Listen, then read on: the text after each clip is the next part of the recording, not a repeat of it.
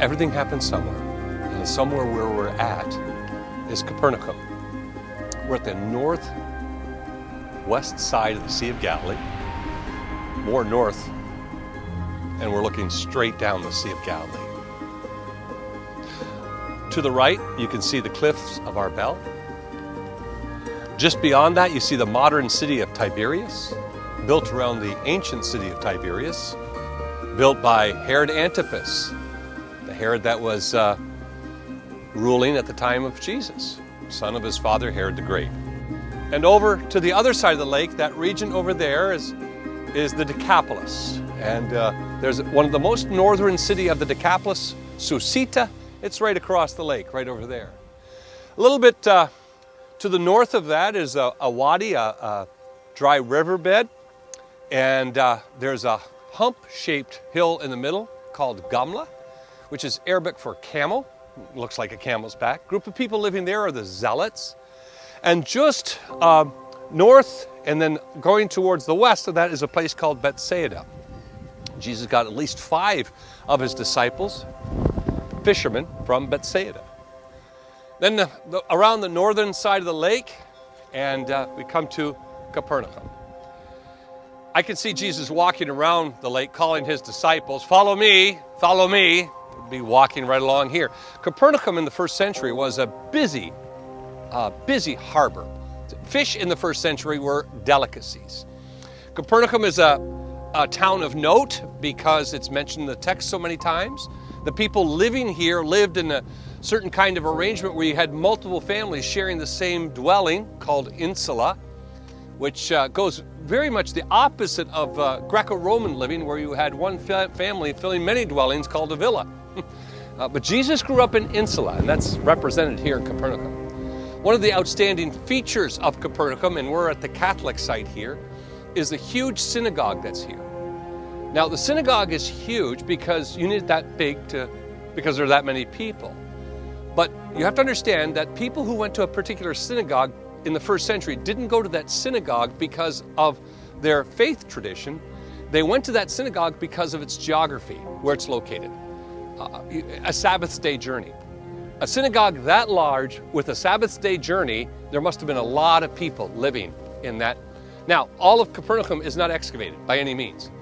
Just the portion that we walk through, that's all that's been excavated so far. So there's a lot more that we can learn about Capernaum and the size of the city, but based upon that synagogue, it was a significant city. I wanted to point out that synagogue to you because it comes to play in the story that I want to share with you. It happens in Luke's Gospel, the 7th chapter, and Jesus has just finished a large section of teaching, and Luke has Jesus coming towards Capernaum.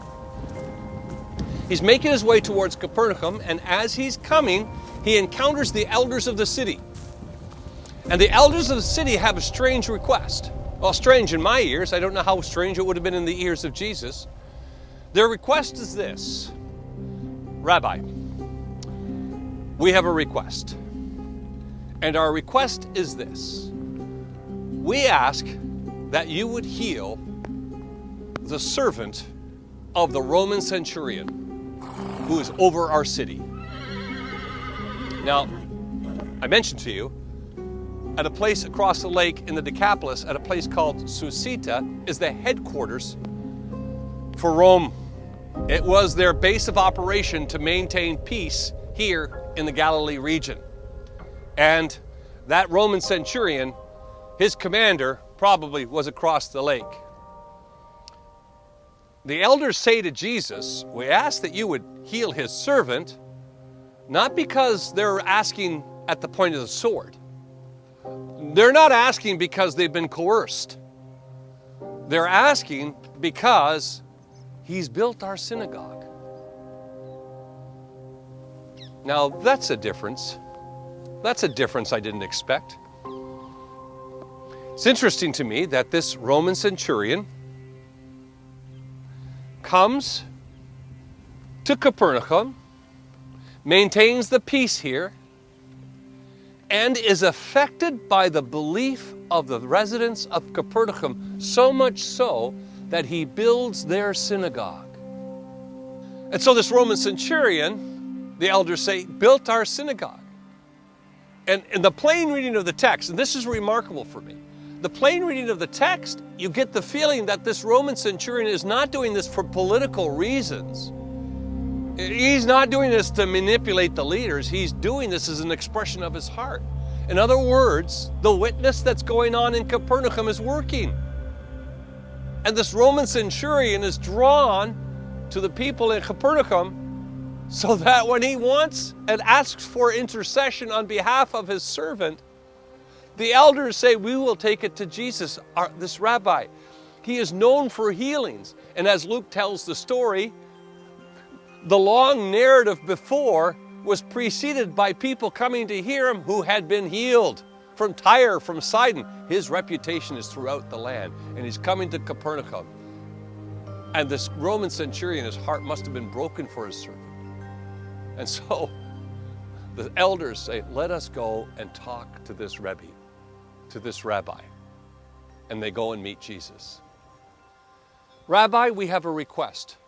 Would you heal the centurion's servant because he built our synagogue? Well, Jesus continues his journey towards Capernaum. And as he gets closer to Capernaum, he encounters someone else. Now, it's the Roman soldiers themselves. They come with a message to Jesus. Their message is, Rabbi, we've been sent here by our commander, and he has told us to tell you that he's a man of authority, as you are a man of authority.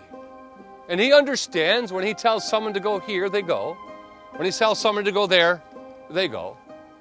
All you have but to do is say the word, and it will be so. And with that, Jesus stops. And Jesus is amazed. He is amazed by the faith of this centurion. Now, in the text, people are amazed with Jesus all over the place. They're amazed at his words. They're amazed at his miracles. They're just simply, Jesus is an amazing person. But there are only 2 times in the text that Jesus is amazed. He's amazed here with the faith of the centurion. And then he's also amazed when he was in Nazareth, his hometown. And there, he could do no miracles, the text tells us, because of their unbelief. 2 ways that Jesus is amazed. He's amazed at the faith of the centurion, and the other time in the text, the only other time that in the text that Jesus is amazed is he's amazed at the lack of faith of those in Nazareth. Makes me wonder about how he feels about me. What kind of amazement does he have about George? The writer of the Hebrews say that without faith it's impossible to please God. And sometimes I think to myself, what are those things that I do that are of faith? Because faith is being sure of what you hope for, certain of what you do not see. Well, what is it that I do out of faith? I firmly believe that there is a difference between trust and faith. In the Hebrew text, there's one of the words for trust is betach. Say betach. Betach is the Hebrew word for trust that is exclusively for God. If you were to betach anything but God, if you were to betach your job, if you were to betach your king, if you were to betach your wife, if you were to betach your husband, if you were to betach your parents, all of it would be considered idolatry by God.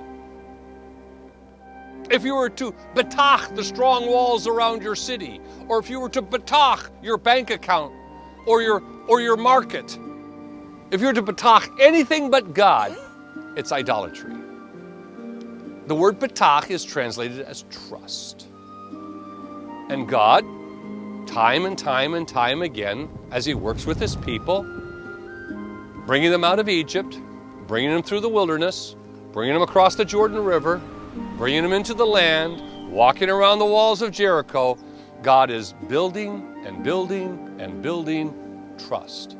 And it's out of trust that faith is lived. I've encountered a number of people who claim to have faith in God, but really don't trust Him. Jesus is amazed at the faith of the centurion because it comes out of, I think, an implicit, deep trust that the centurion has in Jesus, a trust that's been earned. And so in faith, he asks, "Will you heal my servant?" And Jesus is amazed at his faithfulness.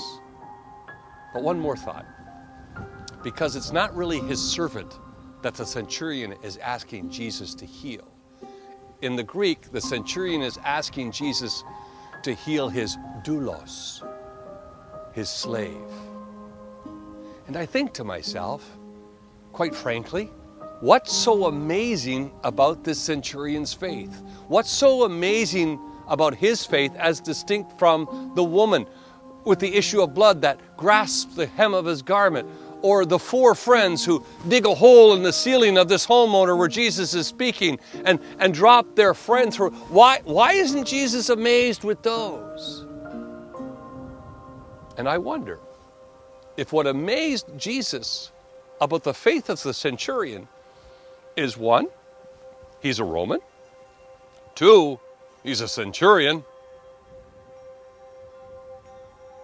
a soldier, and number 3, it is one of the few times in the text when someone comes to Jesus and asks him to do a miracle for someone like a slave. Not for his son, not for his daughter, not for himself, not for his wife, not for his friends. He comes to Jesus and he asks Jesus to heal his slave. Inasmuch as you've done it to the least of these, Jesus would say, you've done it unto me. And I have a feeling that Jesus was so amazed because in this Roman centurion, concern and compassion for his slave. With that, Jesus is amazed. And after that, he doesn't even go to Capernaum. He goes somewhere else. Do I amaze Jesus? And how do I amaze Jesus? And why do I amaze Jesus? With my faith, my faithfulness, or the lack of it? Everything happens somewhere. That story happened here, on the way to Capernaum.